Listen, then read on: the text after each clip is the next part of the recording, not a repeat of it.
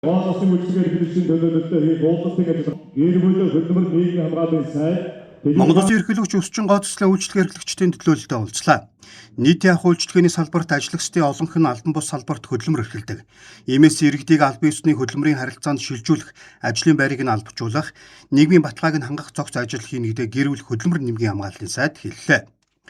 2010 оноос хойш улсын хэмжээнд хөдөө аж ахуйн бус албан бус хөдөлмөр эрхлэлт 40% өсөж 215 мянга, Улаанбаатар хотод 80% өсөж 124 мянгад хүрчээ. Салбарын яам хөдөлмөр эрхлэлтийг дэмжих тухай болон нийгмийн халамжийн тухай хуулийн шинжилсэн найруулгыг улсын хур дөрвөн мэдүүлэх гэж байна.